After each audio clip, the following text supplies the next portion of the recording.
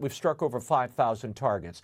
And yet the new supreme leader has been installed, and the IRGC has pledged loyalty, and Iran's still fighting. President Trump said this week the war has already been won. And as we take decisive action to stop the threat posed by the terrorist regime in Iran with Operation Epic Fury.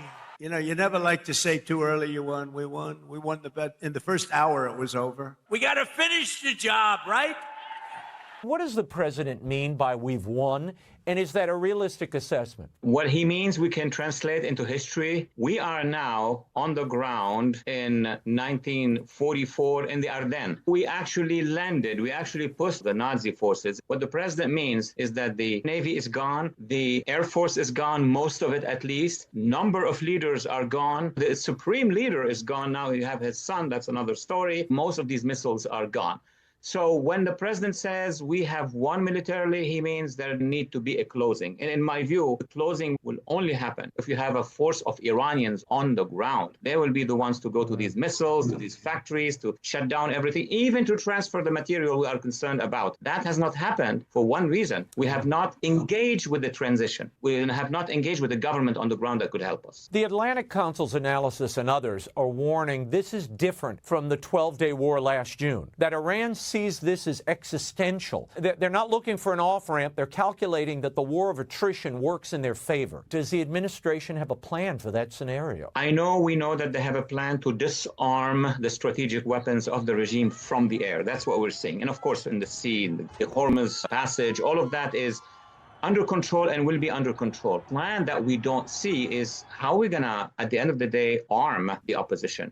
We know that few groups here and there, Kurds, others, they have weapons. Not enough to counter the presence and the next offensive to be led by the IRGC and the Basij. There are about 300,000-400,000 who will actually fight. We are now pressed by time to make sure that we have the transition, which I mentioned about, and that transition should have forces on the ground. So we are behind in terms of having allies on the ground. We are ahead in terms of destroying the military power of this regime. Gazelle, you've been watching this regime operate up close for 5 years now, ever since they kidnapped your father in Dubai. When you heard President Trump say the war would end very soon, what was your reaction to that? Is that a realistic appraisal? It is realistic, and that's what we're hoping for. If we take the right step, we have dismantled the military capacity of the regime to strike back through missiles and other means. What is important is if America doesn't want troops on the ground, and that's what we don't want, the people of Iran have to be able to mobilize and take over the institutions, as the president has said. This is only possible if we have mass deflections from the armed forces to the nation, and if we have participation of millions of people. The same scenario that we saw pretty much in January. The uprising in January was in 31 provinces. Millions came to the streets. Millions were ready to take over the institutions, but they were brutally repressed by the repressive apparatus of the Islamic regime, which is the IRGC forces and the Basij bases. What we're seeing right now is attacks on the Basij bases, on the IRGC forces. These are the ones that are holding the Iranians back, that are shooting into civilian masses, that have massacred thousands of Iranians in January. So that is a good step. The next step that has to happen, the cooperation with the transitional leadership under Crown Prince Reza Pahlavi has already 50,000 deflections from the army registered, has already shown that they have the capability of mobilizing masses into the streets. So this cooperation will save us time and will make sure that this mission is successful in the end. Okay, Gazelle, why aren't we seeing, though, the mass protests and the demonstrations in the street that we were seeing just a few weeks ago? Both the president and the Prime Minister of Israel, as well as the transitional government under the Crown Prince, have told the people that it is not safe at this time to come to the streets, so they should stay in their homes. That's what they're doing, and they're mobilizing and preparing for the next phase when it is organized together with the transitional leadership to come to the streets. This is just a phase where they have to sit it out, prepare, make sure they're safe, because again, it's not just war and bombs falling from the sky. The Islamic regime, we have seen over and over again in the last weeks, has declared war on the people, has said if anybody comes to the street, they will be treated like military. They will be treated like the IDF, like the American military. They will be killed. So they have declared war on the people instead of continuing the war with the military forces that are outside. This regime is scared of the population of Iran. So we have to make sure that we're working together with them to make sure that this regime is finally finished. Walid, the new supreme leader issued his first statement. We haven't seen him, but he's issuing his first statement, vowing to continue to attack Iran's neighbors, shutting down the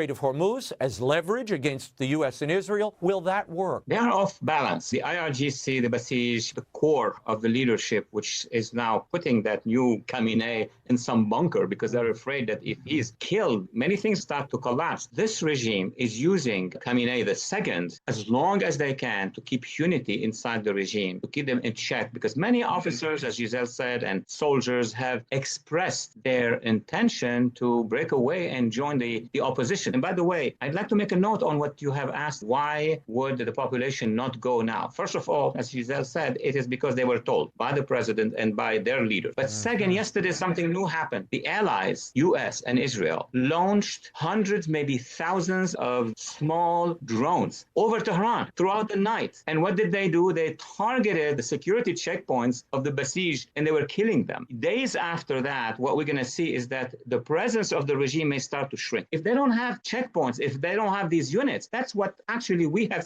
suggested days ago. That would be a moment, will be decided by the US for the population to go out. Gazelle, do you believe that the new Ayatollah is fully functioning? But we don't even know if he's alive. I mean, they brought a cardboard, Right. A picture of him to the inauguration. And that's like, he might as well not be there. What Dr. Phares said is it's just symbolically to have somebody that they can tell the IRGC, this is where the command center is. We're still united. There's still a chance. So this is more posturing than anything else. Even if he was alive, there was always a competition between these factions of the Islamic regime to take each other out and assume the leadership role. But the leadership role is right now a targeted role. So they're not willing to have anybody in that position. Yeah, it's the bullseye on your face. also. Nobody wants it. I want to turn to oil and energy for a moment. WTI crude topped $100 a barrel earlier this week. First time since Russia's invasion of Ukraine. Gas prices are up 70 cents a gallon since January. The Strait of Hormuz, as we talked about, 20% of the world's oil flows through there. That's been effectively closed. Iran's been laying mines. U.S. forces have sunk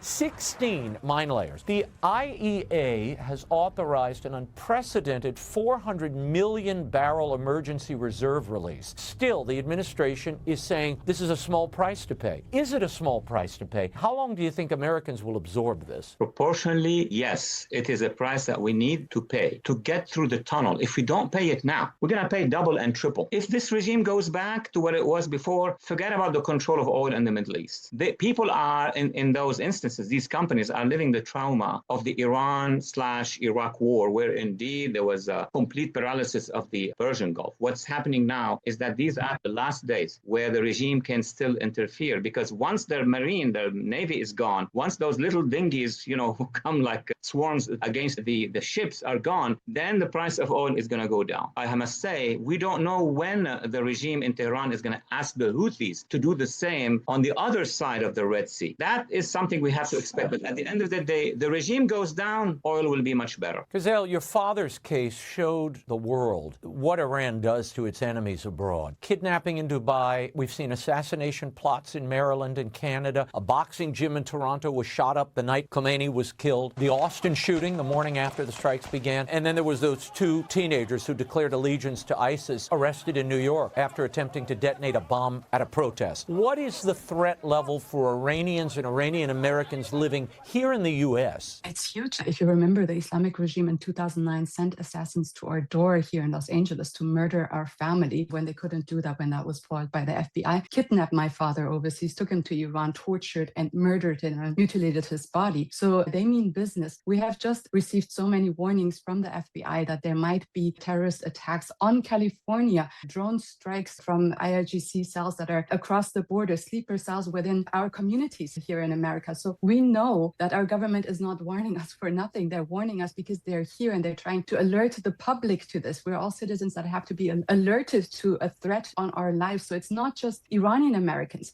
it's the greater American public that is under threat. These threats will not go away if this regime survives. They will become bigger, stronger, continue until they reach what they want to reach, which is a complete takeover of America. And we've already seen that in so many pockets throughout our country, what these Islamists are doing. The Middle East shows what they did to Iran, what they did to many civilized nations throughout the whole Middle East. They want to do the same in America. And that is why the outcome of this military intervention has to lead to the liberation of Iran, because Iran was the closest and natural ally of the West, of America, for so many years. While the U.S. intelligence has intercepted what appear to be shortwave radio transmissions emissions, believed to be activation signals to sleeper cells. How serious is that threat? How many of these cells do you think are potentially here? Have these Islamists pre-positioned operators in the United States? Sure. We have two types of threats. One is those sleeper cells, sleeper, half sleeper, we don't know, because some of them are active even, during the in-between of the crisis. And many of them came also through the border. We have a Trump administration, which as of last year shut down the border, but many have already been inside. Those sleeper cells may be responsible for some of the incidents that we see. Those incidents are growing in numbers. That's one. But then you have a standing army, urban army, they globalize the intifada people.